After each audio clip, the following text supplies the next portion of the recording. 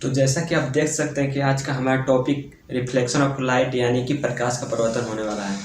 तो प्रकाश का परावर्तन क्या है? किसी भी वस्तु या सतह पर लाइट जब पड़ती है तो उससे टकरा कर वापस लौटती है। इस होल प्रक्रिया को ही हम रिफ्लेक्शन ऑफ लाइट यानी प्रकाश का परावर्तन कहते हैं। तो आइए देखते हैं। यहाँ पर आपतित किरण, परावर्तित किरण और अभिलंब, इन्हीं के बीच में रिफ्लेक्शन ऑफ लाइट घूमता है। जैसे आपतित किरण उसे कहते हैं जो किसी भी सतह पर पड़ने वाली किरण को ही हम आपतित किरण कहते हैं। देखिए इस प्रकाश के परावर्तन में कौन कौन से मेन टर्म्स हैं। फर्स्ट है आपतित किरण, सेकेंड है अभिलंब, थर्ड वन है परावर्तित किरण। आपतित किरण यानी कि इंसिडेंट रे, अभिलंब और परावर्तित किरण यानी कि रे, अभिलंब यानी कि नॉर्मल और परावर्तित किरण यानी कि रिफ्लेक्टेड रे। अब देखिए आपतित किरण किसे कहते हैं? जब कोई प्रकाश किसी सतह पर पड़ती है यानी कि किसी सतह पर पड़ने वाली किरण को ही हम आपतित किरण कहते हैं। और परावर्तित किरण किसे कहते हैं? जब कोई प्रकाश की किरण किसी सतह से टकराकर वापस लौटती है तो उसे हम परावर्तित किरण कहते हैं। यानी कि किसी सतह पर पड़कर वापस लौटने वाली किरण को, माने वापस जो किरण लौट जाती है उसी को हम परावर्तित किरण कहते हैं। और अभिलंब, किसी भी सतह पर जो लंब होता है उसी को हम अभिलंब कहते हैं। लंब किसे कहते हैं? जब कोई मान लीजिए बिंदु से अगर हम 90 डिग्री का एंगल पर कोई रेखा खींच दे तो उसी को हम लंब कहते हैं।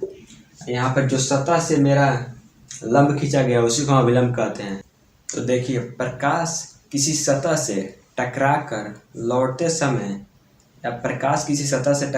लौटते समय जिन जिन नियमों को पालन करती है उन्हीं को हम प्रकाश के परावर्तन के नियम कहते हैं। मतलब कि यहाँ पर आपतित किरण टकराकर लौट गई तो जो होल नियम को पालन कर रही है यानी पूरा नियम जो इस पर लग रहा है उसी को हम प्रकाश का परावर्तन के नियम कहते हैं। और प्रकाश के परावर्तन के दो नियम होते हैं।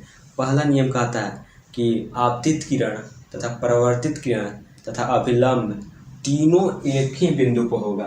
देखिए आपतित किरण, परावर्तित किरण तथा अभिलंब तीनों एक ही बिंदु पर है। ये पहला नियम रहा।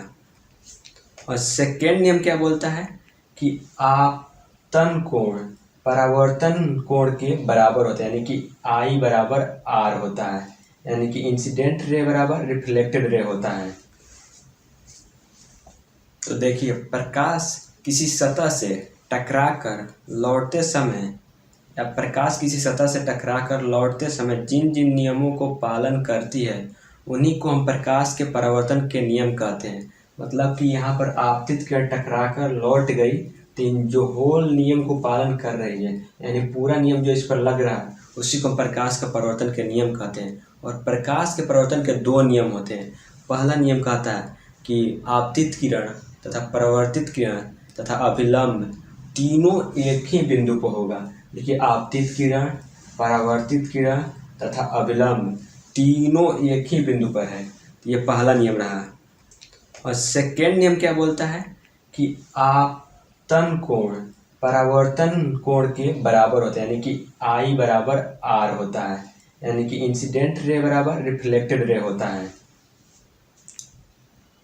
आइए इनका डेफिनेशन देखते हैं कैसे लिखा जाता है एग्जाम में। तो देखिए प्रकाश के किसी सतह से टकराकर लौटने को प्रकाश का परावर्तन कहते हैं। मतलब प्रकाश किसी सतह से टकराकर लौटने को प्रकाश का परावर्तन कहते हैं।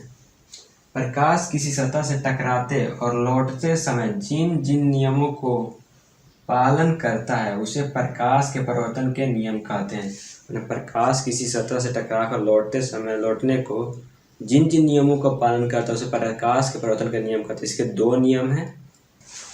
हम किसी भी वस्तु को देख पाते हैं, ये ऐसा तभी संभव होता है जब प्रकाश का परावर्तन होता है। अगर प्रकाश का परावर्तन ना हो तो हम कभी भी किसी वस्तु को देख ही न सकें। देखिए प्रकाश के परावर्तन के दो नियम हैं।